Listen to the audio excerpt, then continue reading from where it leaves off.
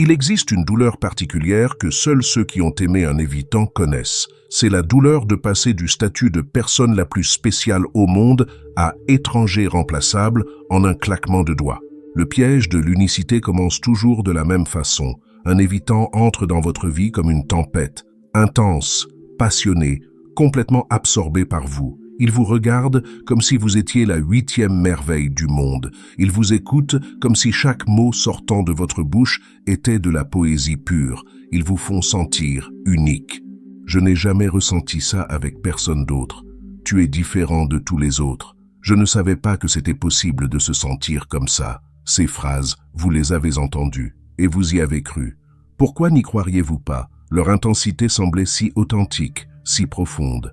Mais voici ce que personne ne vous dit sur les évitants. Faire sentir quelqu'un unique est leur super pouvoir. Pas parce qu'ils sont manipulateurs consciemment, mais parce que dans ce moment précis, ils y croient vraiment. Vous êtes spécial pour eux, jusqu'à ce que vous ne le soyez plus.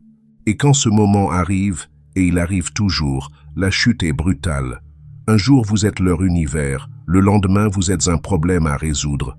Un jour ils ne peuvent pas vivre sans vous, le lendemain ils vivent très bien avec quelqu'un d'autre. Comment est-ce possible? Comment quelqu'un peut-il passer de l'adoration à l'indifférence aussi rapidement? Comment peuvent-ils vous remplacer comme si vous n'étiez qu'un meuble défectueux? La réponse est dans leur câblage émotionnel défaillant. Et comprendre ce câblage est la première étape pour guérir de cette blessure unique que seuls les évitants savent infliger. L'intensité qui n'était qu'un mirage est la signature des évitants en début de relation. Ils ne font pas les choses à moitié. Quand ils s'intéressent à vous, c'est avec une force qui vous coupe le souffle.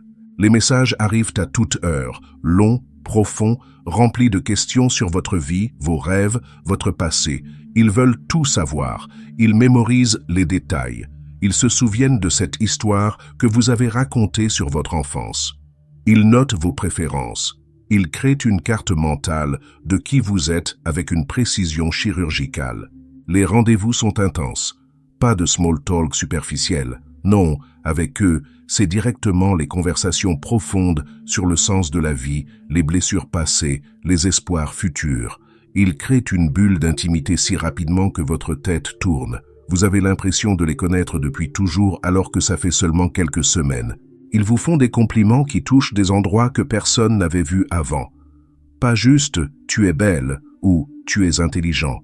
Non, des choses comme « j'aime la façon dont tu fronces les sourcils quand tu réfléchis » ou « ta façon de voir le monde me fascine ». Des compliments qui vous font sentir vus pour la première fois de votre vie. Mais cette intensité n'est pas de l'amour, c'est de l'addiction à la nouveauté. Les évitants sont des junkies de la phase de lune de miel. Ils se shootent à la dopamine des nouvelles connexions. Et vous, sans le savoir, vous êtes leur nouvelle drogue. Le problème avec les drogues, c'est que l'effet s'estompe. Le high ne dure pas éternellement.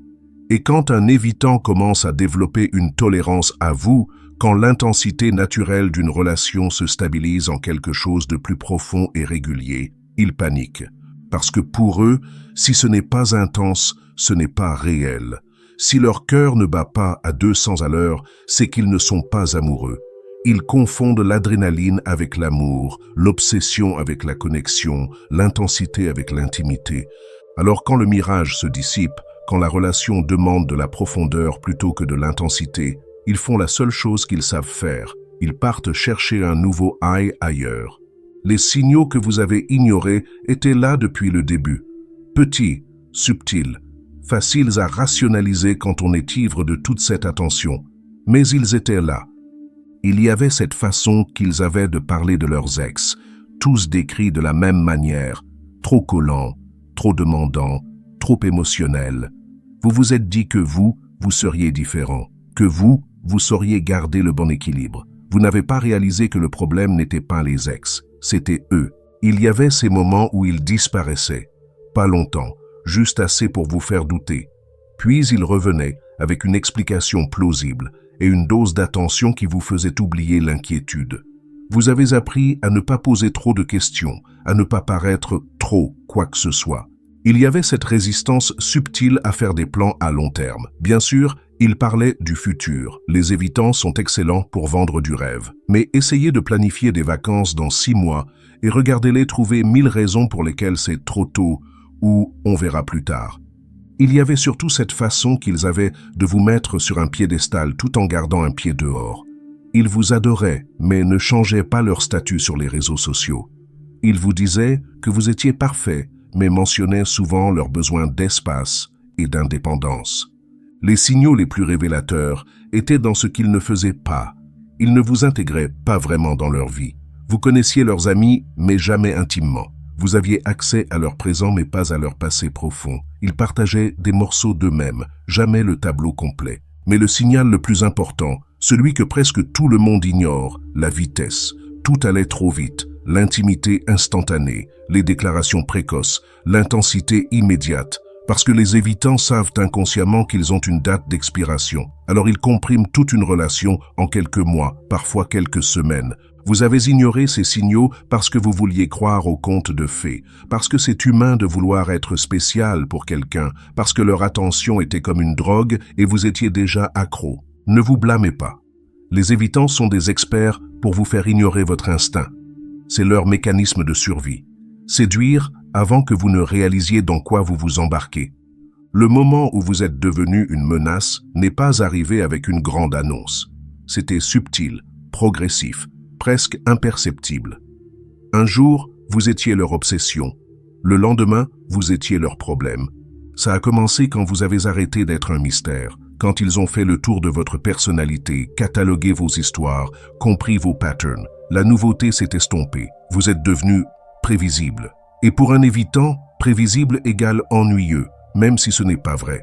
Mais le vrai tournant est arrivé quand vous avez commencé à avoir des besoins, des vrais besoins relationnels. Pas juste « j'aimerais te voir », mais j'ai besoin de savoir où cette relation va.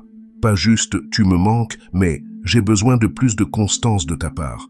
Soudain, vous n'étiez plus cette créature magique et indépendante qu'ils avaient idéalisée. Vous étiez une vraie personne avec de vrais besoins. Et les vrais besoins, pour un évitant, sonnent comme des alarmes d'incendie. Leur changement d'attitude a été graduel mais constant. Les messages enthousiastes sont devenus des réponses courtes. Les plans spontanés ont cédé la place au « on verra ». L'attention laser focused s'est transformée en distraction permanente.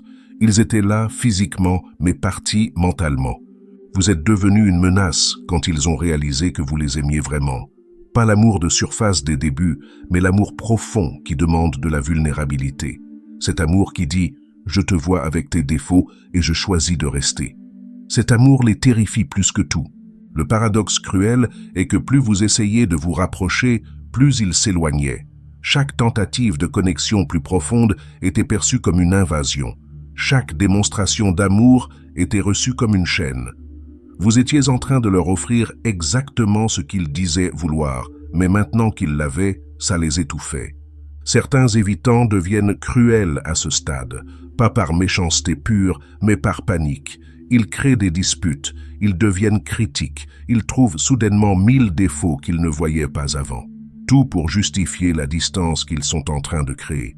D'autres deviennent simplement absents, là sans être là. Répondant sans répondre, présent sans présence. Ils espèrent que vous comprendrez le message et que vous partirez de vous-même. Parce que c'est plus facile que d'admettre qu'ils sont terrifiés par ce qu'ils ont eux-mêmes créé. La mécanique froide du remplacement est ce qui blesse le plus profondément. Comment quelqu'un qui vous a dit « tu es unique » peut-il vous remplacer en quelques semaines, parfois quelques jours? La vérité est que le remplacement commence avant même que vous soyez parti. Les évitants ont un radar pour détecter quand une relation devient trop réelle. Et dès que ce radar sonne, ils commencent inconsciemment à scanner les alternatives. Ce n'est pas nécessairement conscient ou malveillant. C'est leur mécanisme de survie qui s'active. Comme un animal qui cherche toujours la sortie de secours, ils gardent toujours un œil sur les options. Les applications de rencontres restent actives, juste pour voir. Les flirts innocents se multiplient. Les amis du sexe opposé deviennent soudainement plus présents. Quand la rupture arrive, qu'ils la provoquent ou qu'ils vous poussent à la provoquer, ils ont déjà leur parachute. Parfois, littéralement. Il n'est pas rare qu'un évitant ait déjà quelqu'un en vue avant même de terminer votre relation. Mais voici le plus troublant. Ils appliquent exactement le même script avec la nouvelle personne. Les mêmes phrases qui vous ont fait tomber amoureux, les mêmes gestes qui vous ont fait sentir spécial, les mêmes promesses qu'ils ne tiendront pas. C'est comme s'ils avaient un playbook qu'ils recyclent de relation en relation. Vous voyez les photos sur les réseaux sociaux. Ils ont l'air si heureux, si amoureux. Ils font avec cette nouvelle personne les choses qu'ils refusèrent de faire avec vous. Et ça vous déchire. Vous vous demandez, qu'est-ce qu'elle a que je n'ai pas? La réponse est simple et douloureuse. Elle est nouvelle. Elle n'a pas encore demandé de profondeur. Elle n'est pas encore devenue réelle. Elle est encore dans la phase où ils peuvent projeter tous leurs fantasmes sans avoir à dealer avec une vraie intimité. Le cycle est d'une précision mécanique. Phase de lune de miel intense, 2 à 3 mois. Début de la panique quand ça devient sérieux, 1 à 2 mois. Phase de sabotage et de distance, 1 à 2 mois. Rupture et remplacement immédiat, répété ad nauseam. Certains évitants ont 40-50 ans et continuent ce cycle. Leur historique amoureux ressemble à un cimetière de relations identiques. Toutes ont commencé de la même façon. Toutes ont fini de la même façon. Toutes ont été spéciales, jusqu'à ce qu'elles ne le soient plus. Pourquoi ça fait si mal d'être remplacé par un évitant? Parce que ce n'est pas une rupture ordinaire, c'est une négation de votre réalité. Quand quelqu'un vous fait sentir unique puis vous remplace comme si vous n'aviez jamais existé, ça brise quelque chose de fondamental en vous. Ça vous fait questionner votre propre perception. Ai-je imaginé cette connexion? Ai-je inventé cette intensité? Étais-je fou de croire que c'était spécial? Non, vous n'étiez pas fou. C'était réel. Mais c'était réel de la façon dont un feu d'artifice est réel, intense, magnifique et destiné à s'éteindre rapidement. Le problème est qu'on ne vous a pas prévenu que vous étiez dans un spectacle pyrotechnique et non dans une relation durable. La douleur est amplifiée par la dissonance cognitive. Comment réconcilier la personne qui vous murmurait des mots d'amour avec celle qui vous traite maintenant comme un étranger? Comment comprendre que celui qui disait ne pas pouvoir vivre sans vous vit maintenant très bien avec quelqu'un d'autre? Ça fait mal parce que vous avez été utilisé. Pas consciemment, pas méchamment, mais utilisé quand même. Utilisé pour leur shot de dopamine. Utilisé pour leur validation. Utilisé pour remplir temporairement un vide qu'ils portent en eux. Et une fois que vous ne remplissiez plus cette fonction, vous êtes devenu jetable. Ça fait mal parce que vous voyez le pattern se répéter. Vous voyez la nouvelle personne recevoir le même traitement que vous. Vous savez comment ça va finir. Vous voulez la prévenir, lui dire « Dans quelques mois, tu seras à ma place ». Mais vous savez qu'elle ne vous croirait pas, comme vous n'auriez pas cru quelqu'un qui vous aurait prévenu. Ça fait mal parce que quelque part, vous espérez encore être l'exception, que peut-être ils vont réaliser leur erreur, que peut-être vous étiez vraiment spécial et qu'ils vont revenir. Cet espoir est un poison lent qui empêche la guérison. Mais surtout, ça fait mal parce que ça touche votre estime fondamentale. Si vous étiez vraiment spécial, pourquoi était-ce si facile de vous remplacer? Si votre connexion était vraiment unique, pourquoi peuvent-ils la recréer avec n'importe qui? La réponse est difficile à accepter. Vous étiez spécial, mais pas de la façon dont vous le pensiez. Vous étiez spécial comme une dose de drogue est spéciale pour un addict, nécessaire sur le moment, remplaçable dès que l'effet s'estompe. La guérison qui semble impossible après avoir été remplacée par un évitant demande de reconstruire votre réalité pièce par pièce, parce qu'ils ont laissé votre monde sens dessus-dessous. D'abord, il faut accepter une vérité brutale. Ce n'était pas personnel. Je sais, ça sonne comme une insulte quand tout en vous crie que c'était la relation la plus personnelle de votre vie. Mais les évitants ne vous rejettent pas, vous. Ils rejettent l'intimité que vous représentez. Vous pourriez être la personne la plus parfaite au monde. Le résultat serait le même. Ensuite, il faut arrêter de stalker leur nouvelle vie. Chaque photo avec leur nouveau partenaire est un couteau dans votre cœur. Chaque statut heureux est une gifle, mais vous continuez à regarder comme si vous touchiez une dent douloureuse pour vérifier qu'elle fait toujours mal. Bloquer, supprimer, couper l'accès à cette torture auto-infligée. La tentation de contact est forte. Vous voulez des réponses. Vous voulez qu'ils admettent que c'était spécial. Vous voulez quoi exactement? Qu'ils reviennent, même en sachant qu'ils referaient la même chose. Cette envie de closure est compréhensible mais dangereuse. Les évitants ne donnent pas de closure. Ils donnent des miettes d'attention qui relancent votre addiction. La vraie guérison commence quand vous arrêtez de prendre leur comportement personnellement. Quand vous comprenez que vous étiez dans une relation avec quelqu'un d'émotionnellement handicapé. Vous ne blâmeriez pas un aveugle de ne pas voir vos couleurs. Pourquoi blâmer un évitant de ne pas voir votre valeur? Il faut aussi faire le deuil de l'illusion. La personne que vous aimez n'existe pas. Elle était une projection, un personnage qu'ils ont joué temporairement. Le vrai eux est celui qui vous a remplacé, pas celui qui vous a fait sentir unique. C'est dur à accepter, mais nécessaire. Trouvez un thérapeute qui comprend les dynamiques d'attachement. Parlez à des amis qui ne minimiseront pas votre douleur. Rejoignez des groupes de soutien. Votre douleur est réelle et valide, même si la relation était courte, selon les standards sociaux. Surtout, reconstruisez votre estime. Les évitants ont le don de vous faire douter de votre valeur. Rappelez-vous qui vous étiez avant eux. Reconnectez avec vos forces. Faites des choses qui vous font sentir compétent, valuable, entier. La guérison n'est pas linéaire. Certains jours vous allez bien, d'autres vous replongez. C'est normal. Vous guérissez d'une forme particulière de traumatisme relationnel. Soyez patient avec vous-même. La leçon cachée dans la douleur est peut-être la seule chose positive qui peut sortir de cette expérience dévastatrice. Et cette leçon pourrait vous sauver la vie émotionnelle. Vous avez appris à reconnaître les red flags. Plus jamais vous ne confondrez intensité et amour. Plus jamais vous n'ignorerez cette petite voix qui dit « c'est trop rapide ». Plus jamais vous ne laisserez quelqu'un vous mettre sur un piédestal. Parce que maintenant vous savez que la seule direction depuis un piédestal, c'est la chute. Vous avez appris votre propre valeur, ironiquement grâce à quelqu'un qui ne pouvait pas la voir. Vous savez maintenant que vous méritez quelqu'un de présent, de constant, de capable d'intimité réelle. Vous ne vous contenterez plus de miettes déguisées en festin.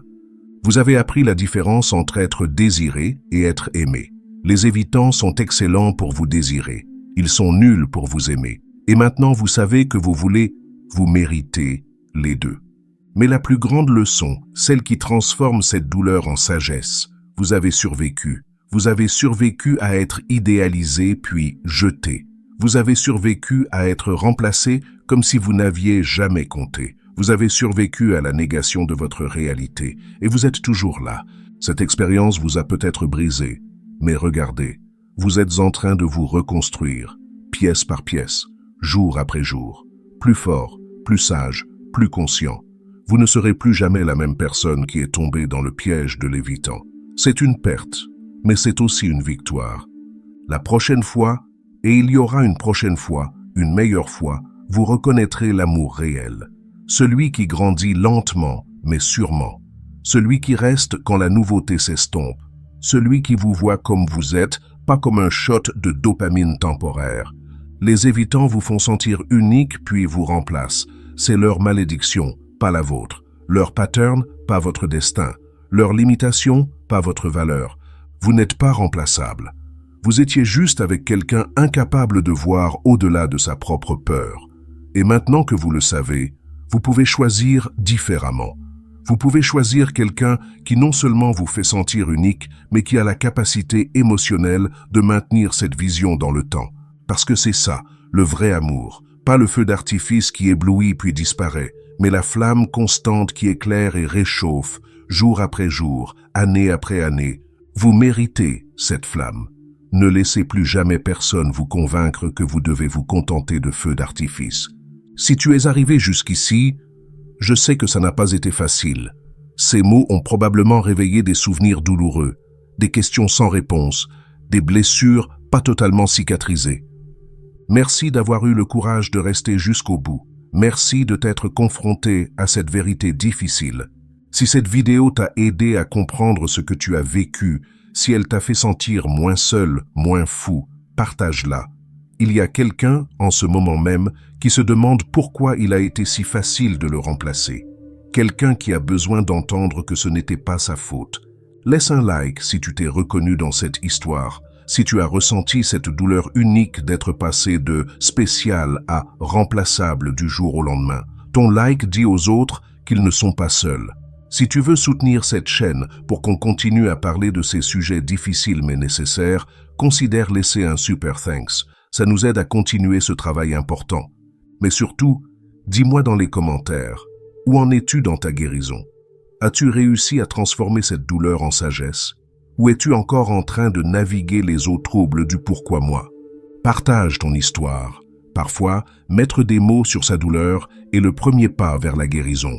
Et qui sait, ton commentaire pourrait être exactement ce dont quelqu'un d'autre a besoin aujourd'hui. À la prochaine vidéo. Et souviens-toi, tu n'étais pas remplaçable. Tu étais juste avec quelqu'un qui ne savait pas reconnaître l'irremplaçable. Tu vaux tellement plus que ça. N'oublie jamais,